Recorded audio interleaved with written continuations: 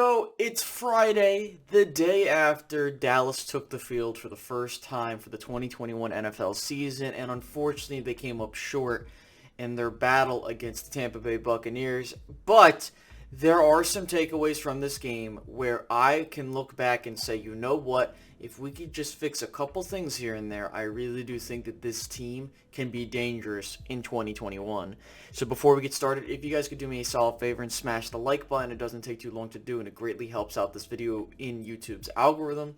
On top of that, subscribe if you're new here. I am trying to reach 10,000 subscribers by the end of the year, and by subscribing, that'd be greatly appreciated.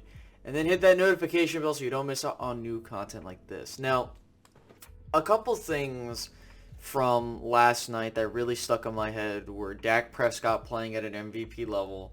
The defense definitely needs work, but I do see potential. And special teams is outright garbage. Okay? So those are the three major takeaways from the game. Now, as I look at ESPN and I take a look at the statistics here, Dallas had 30 first downs.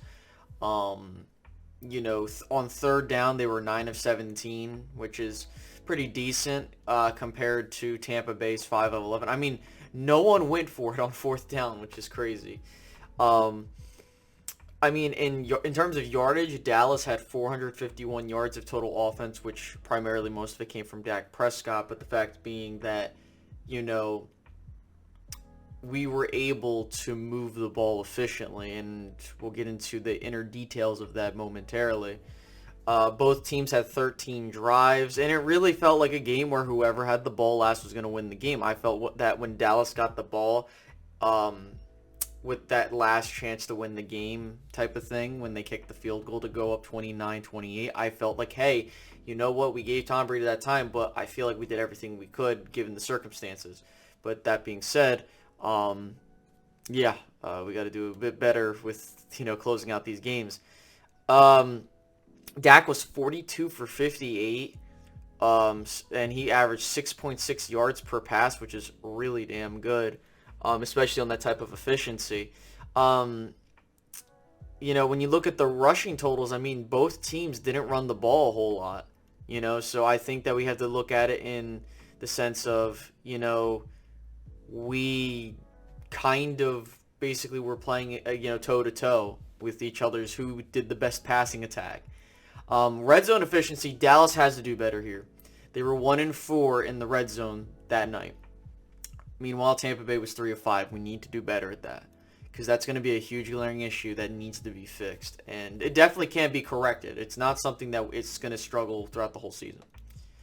In terms of turnovers, the Cowboys got 4 turnovers, and we had an interception, which, to be honest with you, similar to that of Tampa Bay's 2 interceptions that were thrown, it really was self-inflicted. It wasn't like an outright, oh man, he threw it straight to him type of thing. Time of possession, Dallas did very great, 34 minutes to 25 minutes, and you can argue, well, the one touchdown was a quick, stop and go type of thing. When you look at the scoring, Dallas did outscore Tampa Bay towards the end by 3 points, but that really didn't mean much because they won by 2. But now let's get into the specifics, okay, after going over the statistics. So the one thing that stands out to me, going from offense, defense, special teams. So offensively speaking, as mentioned, Dak Prescott looked like an MVP out there. For him to come back and not have to play a single lick of preseason and look as if he's one of the best quarterbacks in football, especially going up against Tom Brady, who looked sharp, and I have nothing else but to commend Dak. I think that anyone that wants to say that Dak Prescott isn't a top-tier quarterback at this point is just lying to themselves, or they just are just that ignorant. Dak Prescott was the sole reason why the Cowboys were moving up and down the field efficiently. And, you can substitute the short passes for the run game. And to be honest with you, if the run game wasn't going to work against a team like that, then what would you expect otherwise? Now, I will say that another note we should have is that, with the stature of what Tampa Bay is supposed to be looking at, like, oh my God, they're defending Super Bowl champions. They brought everybody back. Their defense is great. Their offense is great. And for the Cowboys to narrowly lose at the very end of the game, which, by the way, it was one hell of a way to start the season, I think we have to pat ourselves on the back. And I understand that not everyone is very moral victory-ish. I'm not one to be of the moral victory. I still don't like the fact that we lost. I hate the fact that we could have won this game, and we should have, if not for our mistakes. But that doesn't mean we can take what this game gave us and see what potential this squad has. Okay? Zeke was amazing in pass protection. Sure, he didn't get the ball a whole lot, but he was out there, and he made every snap count. If he wasn't running the ball, he made sure that Dak had all the time in the world to throw the football. That's what was key. Our wide receivers, I am very confident that this trio is going to put up a ton of numbers. Coop looked great. CD looked as advertised, 2 100-yard receivers this game. Coop with 2 touchdowns. Lamb with 1. Gallup had a very nice catches here and there to keep the drive going. And Dalton Schultz looked great. Like, every part of the Dallas receiving game looked great. And it really shows that if Dallas can put up that type of yardage and that type of, efficiency on this type of team, knowing how people perceive it, imagine what they can do over the next couple of weeks before they face, another top-tier defense. So now we move over to the offensive line, and we really look at things in totality. And they did very well. You got to think about it. So Tyron looked great. Okay, looked like he never missed a step. Connor Williams struggled a bit, but he held his own for the most part. Tyler had his moments too, but he looked solid. Connor McGovern looked amazing, all things considered. Sure, he had moments where he got overpowered here and there, but knowing how some people looked at it like, oh no, the Cowboys are going to struggle without Zach Martin, they really didn't.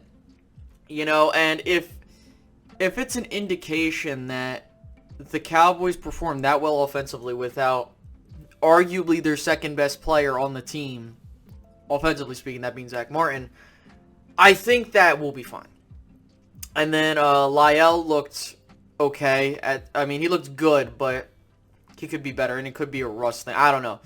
That first game always, shouldn't be something you should overreact to, but also don't get super down low on. And so, when I look at this offense, I personally think that as long as they can clean up some of these errors here and there, I definitely think they're going to be a top unit in the league, which I've said numerous times. So anyone that wants to come out with the takeaway that, oh, the Cowboys are not going to be a good team, this offense is going to be the reason they're going to be one of the best teams in the NFL. And as long as that unit can correct what happened tonight, they're going to be great. And I can tell you that for a matter of fact. So let's head over to the side of the defense, because that's where I have a lot of question marks. So, to start off with the defensive line, I felt that with the run game, they did very well. Oh, well, they didn't run the ball a whole lot, so how could you judge that? Well, if the run game was working, they probably would have ran the ball a lot more. And so now the question goes into this pass rush, and we didn't get a sack all night. There were moments where we got really close, but we need to take advantage of those opportunities. And there was a moment where at the end of the game, DeMarcus Lawrence was super, super, super close to ending the game and getting us a W. It was like almost 100th of a second away. And unfortunately, we didn't get that. And so it's important that the Cowboys need to get this pass rush going. There was pressure, most definitely.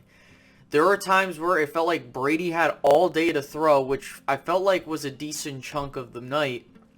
But they need to do better, and I think that they will.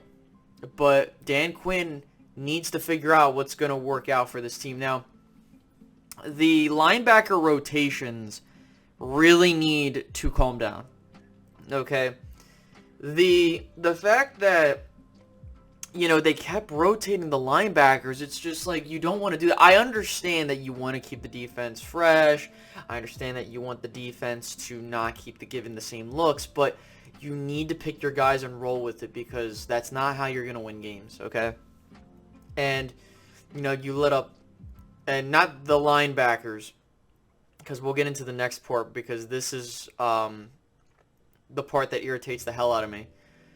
Anthony Brown better step his game up, because I doubt he will, but I feel that he was one of the main reasons why Tampa was able to move efficiently down the field. Now, was it fully his fault? No. But, when he let up that wide open touchdown to Antonio Brown, I was like, are you kidding me? And there were moments where he just got cooked on basic stuff. And, I get it that he's there and he's giving you a body that, availability is important and all, but he's not good. He's a solid rotation piece. And I feel like when Kelvin Joseph gets back, you really need to make sure that he's in there, because I don't trust him at all. I don't trust Anthony Brown whatsoever anymore. And he's going to be a guy that teams pick on. So, yeah, I mean, there's that. And then we go to some of these other corners, and I got to give them their props here. So the one being Diggs and Lewis. Diggs with a great grab. I mean, Diggs nearly, like, with what he was able to do, he managed to do his part, and he really shut down Mike Evans, okay? Like, I don't think a lot of people are going to look at that. Now, Jordan Lewis had moments where, I mean, for God's sake, he nearly returned an interception for a touchdown at the end of the half, which would have been great, and that probably would have won you the game. But it's not his fault. People didn't block for him. Now, I look at these fumble recoveries, Randy Gregory, Jordan Lewis with another one. Now, Jordan Lewis's fumble recovery, which was the final turnover the Cowboys got, was the most important. And I want you guys to recollect on a time where the defense gave us a chance to go down the field and win us the game. There were a couple times that that's happened. But in recent memory, I don't recall a time where the defense made a critical stop, more specifically when a team was that close, and then managed to not only turn the ball over, but allowed the offense to go down the field and get the field goal to nearly make us win the game. So, there's that. Now, Micah has a little bit to work on. Rookie, I understand that. I mean, he had 7 tackles, total tackles, 3 solo tackles.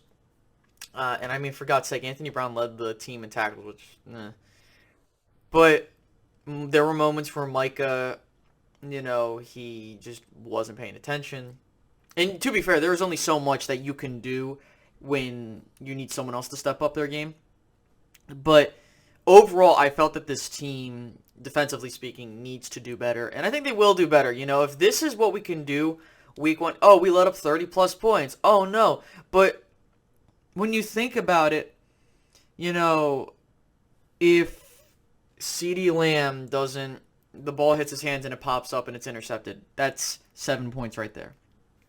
Right? The defense gave us a short field twice. And we only got, I think we got 6 points out of it.